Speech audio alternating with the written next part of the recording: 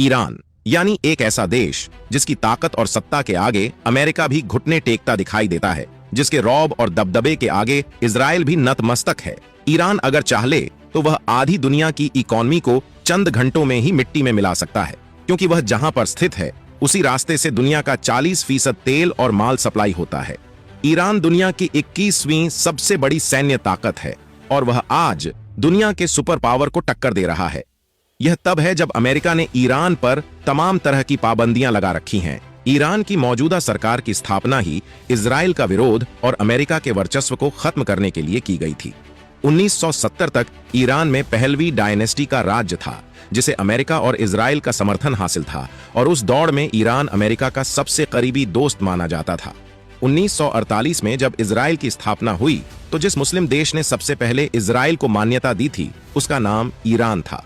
Shah Iran के विचारों और उसके अमेरिका समर्थक रवैये को वहां की जनता पसंद नहीं करती थी। इसी बात को लेकर वहां की जनता और सरकार के बीच में टकराव पैदा हुआ, जिसने ईरानी क्रांति को जन्म दिया।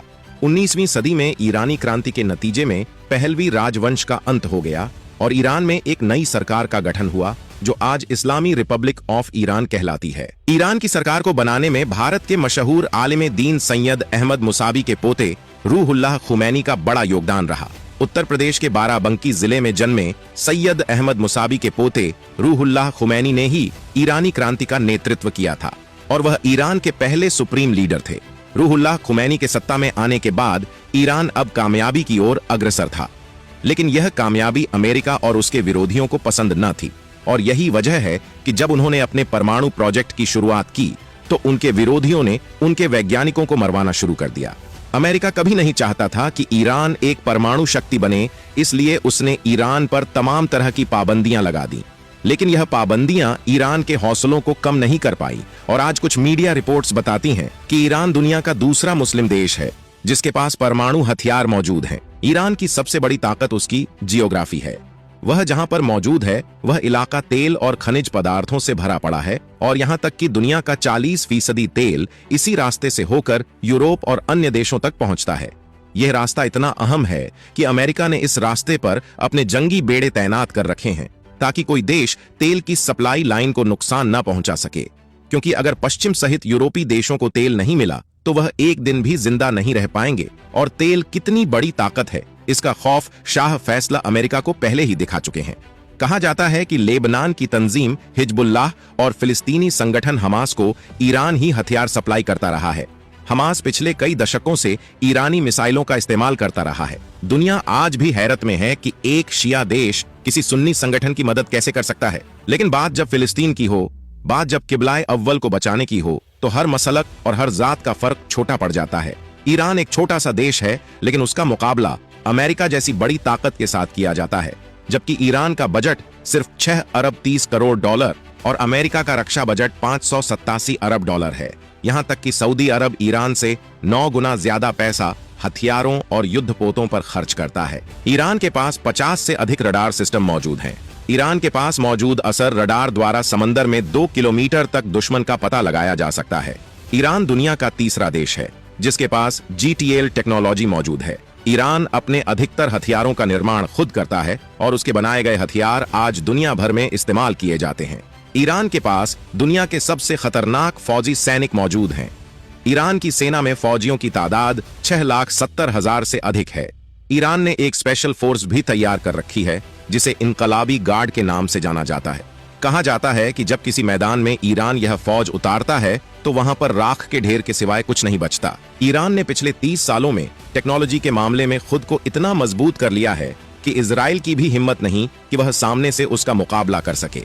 ईरान के पास 591 एयरक्राफ्ट, 4000 टैंक, 21 युद्धपोत, 19 पनडुब्बियां और 65,000 बख्तरबंद गाड़ियां मौजूद हैं, जो किसी देश की अर्थव्यवस्था को बर्बाद करने के लिए काफी हैं। इतनी पाबंदियों के बावजूद ईरान आज मिस्र और इजराइल के बाद मिडिल ईस्ट की तीसरी सबसे बड़ी ताकतवर शक्ति बन चुका है। ईरान ने पिछले दिनों शॉर्ट रेंज और लॉन्ग रेंज की ऐसी मिसाइलें तैयार कर ली हैं जिनसे 300 किलोमीटर से लेकर 3000 किलोमीटर तक हमला किया जा सकता है। कहा जाता है कि ईरान के मिसाइल सिस्टम को ताकतवर बनाने में रूस भी उसकी मदद कर रहा है, और इसकी वजह यह है कि रूस भी ईरान की तरह अमेरिका विरोधी देश है। 2016 में रूस ने ईरान को एक रडार टेक्नोलॉजी दी थी जिसके जरिए ईरान पर होने वाले किसी हमले को रास्ते में ही नाकाम किया जा सकता है। अमेरिकी खुफिया निदेशालय की एक रिपोर्ट के मुताबिक ईरान मिडिल ईस्ट का अकेला देश है जिसके पास सबसे ज्यादा बैलिस्टिक मिसाइलें हैं। ईरान के पास हाइपरसोनिक मिसाइलें भी हैं जो साउंड की स्पीड से 5 गुना तेजी से हमला करने की क्षमता रखती हैं। यह वही मिसाइलें हैं जिनसे पिछले दिनों ईरान ने इजराइल पर हमला किया था। ईरान में कुछ ऐसे संगठन भी हैं जिनका निर्माण सिर्फ अमेरिका और इजराइल का मुकाबला करने के लिए किया गया है। हालांकि ईरान के रिश्ते मुस्लिम देशों के साथ बहुत ज्यादा अच्छे नहीं रहे हैं क्योंकि उसने अतीत में ऐसी गलतियां की हैं जिन्हें नजरअंदाज नहीं किया जा सकता। ईरान ने खुद को ताकतवर बनाने के लिए रिवर्स इंजीनियरिंग का इस्तेमाल किया और दुनिया की सबसे बेहतरीन टेक्नोलॉजी को अडॉप्ट किया। यही वजह है कि उसके बनाए गए हथियार आज दुश्मनों के लिए चिंता का विषय बने हुए हैं। ईरान को अगर आज किसी मुस्लिम देश का साथ मिल जाए तो वह पूरी दुनिया की भौगोलिक स्थिति को बदल सकता है। ईरान जिस तरह से मुखर होकर फिलिस्तीन की आजादी की लड़ाई लड़ रहा है, इससे सभी मुस्लिम देशों को सबक लेना चाहिए। अमेरिका और इजराइल ईरान को इसलिए भी खतरे के रूप में देखते हैं क्योंकि इस देश का असर इराक, शाम, लेबनान, गाजा और यमन के बड़े इलाकों तक फैला हुआ है। तुर्की और कतर जैसे देश भी ईरान के करीबी दोस्तों में से हैं। वहीं दूसरी तरफ भारत और चीन जैसे देश भी ईरान की मदद करने को तैयार रहते हैं। भारत तेल और गैस बड़े पैमाने पर ईरान से ही खरीदता है। ईरान ही वह देश है जिसमें इतनी ताकत है कि वह खुलेआम इजराइल पर हमला कर सकता है। 57 मुस्लिम देशों में अभी तक किसी में सीधे तौर पर इजराइल पर हमला करने की हिम्मत पैदा नहीं हुई। यह अलग बात है कि सभी मुस्लिम देश खामोशी से फिलिस्तीन की मदद कर रहे हैं, लेकिन जो जुर्रत ईरान दिखा रहा है वह तारीख के सुनहरे पन्नों में लिखने के काबिल है। अगर सभी मुस्लिम देश एकजुट होकर विरोधी शक्तियों का मुकाबला करें तो बातिल ताकतों को चंद लम्हों में ही घुटनों पर लाया जा सकता है। वैसे ईरान के बारे में आपके क्या विचार हैं? नीचे कमेंट में जरूर बताएं। क्या आप मानते हैं कि सभी मुस्लिम देशों को एकजुट होकर फिलिस्तीनियों की मदद करना चाहिए? अगर हां, तो इस वीडियो को लाइक और शेयर जरूर करें। ऐसी और वीडियो देखने के लिए हमारे चैनल देखो इंडिया को सब्सक्राइब करें। फिर मिलते हैं किसी नई वीडियो में।